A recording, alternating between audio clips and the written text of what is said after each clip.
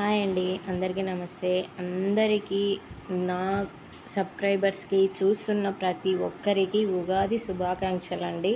ఎందుకంటే ఎంతో కొంత నేను ఎంతో పెద్దగా కాకుండా కొంచెంలో కొంచెమైనా ఎవరికో ఒకరికి చూస్తున్నారు కదా, వాళ్ళ కాడికి నాకు తెలిసిన కాడికి నేను చెప్తున్నానండి. థ్యాంక్ యూ సో మచ్ అండి, అందరికీ సపోర్ట్ చేస్తూ ఉన్నందుకు. మనము ఏదైనా పండగ వచ్చిందంటే ఎంతో సంబరంగా చేసుకుంటాము. మన తెలుగువారికి కావాల్సింది పండగలంటే ఎంతో అంగరంగ వైభవంగా చేసుకుంటాం కదా.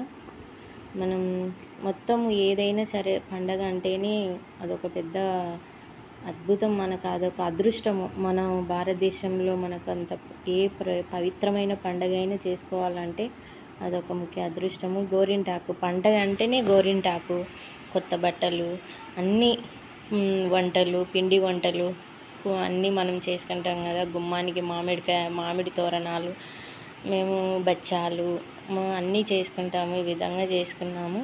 సాంబారు, మామూలుగా మునక్కాయల సాంబారు, ఇవన్నీ చేసామండి. తర్వాత పూజ, మనకు అన్నీ కావాల్సింది పూజ.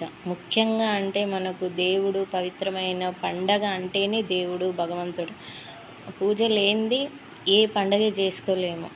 ఇంత పవిత్రమైన, ఎంత చిన్న పండగ అయినా, చిన్నగా ఏదైనా సరే ముఖ్యంగా పూజా గదిని అలంకరించుకోవడము, పూజలు చేసుకోవడము, దీపారాధన చేయడము ఎంతో బాగా, ఎంతో పవిత్రంగా చేసుకుంటాము.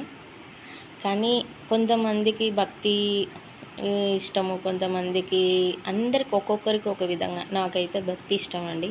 నాకు దేవుడు అంటే ఇష్టము. నేను భగవంతుణ్ణి నమ్ముతాను.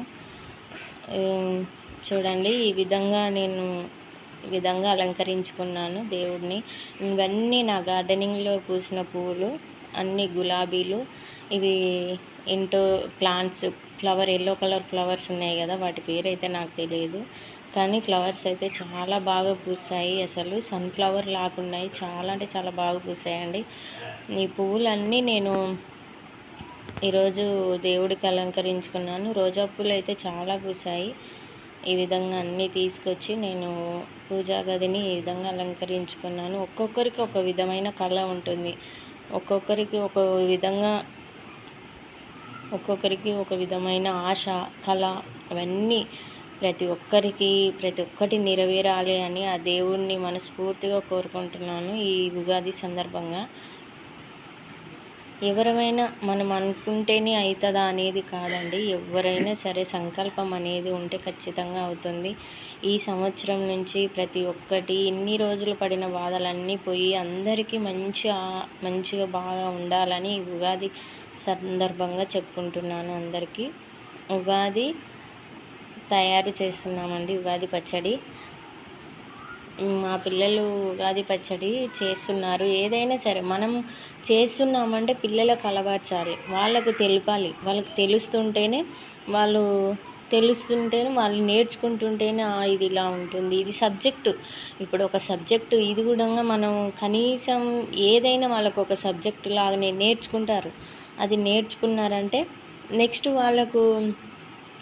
వాళ్ళకు తెలుస్తుంటుంది. ఇది పండగనంట, ఇది ఇట్లా ఉండనంట అనేది కాకుండా, ఇది మన పండగ, ఇది ఇలా చేసుకోవాలి, ఇది ఇట్లా ఉంటుంది మన పండగ అంటే అనేది వాళ్ళకే తెలుస్తుంది.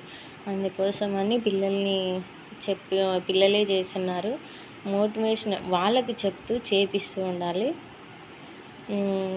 మనము చింతపండు చూడండి, మనం కావాల్సినవి చింతపండు, బెల్లము, చింతపండు, ఉప్పు, కారం, మామిడికాయ, వేపాకు, బెల్లం, అంతే.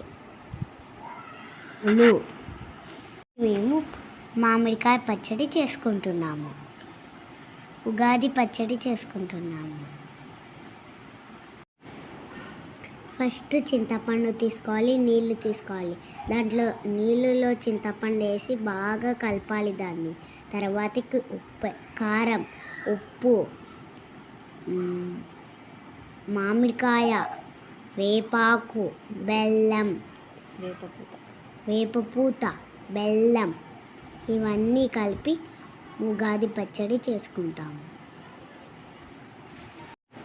మనము ఇందులో 7 రకాలు వేసుకుంటాము కదా. 7 రకాలు ఇవి చేదు, పులుపు, ఉప్పు, ఒగురు ఇవన్నీ ఉంటాయి కాబట్టి మన జీవితంలో కూడా ఇదే విధంగా సాఫీగా ఎలాంటి ఇబ్బందులు లేకుండా ఇదే విధంగా ఉండాలి. కానీ సంవత్సరం పొడుగునా మనకు ఎలాంటి బాధలు లేకుండా ఈ విధంగా ఉండాలని అనుకుంటాము.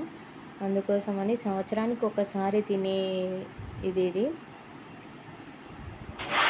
వీడియో చూసిన ప్రతి ఒక్కరికి చాలా చాలా థ్యాంక్ యూ అండి.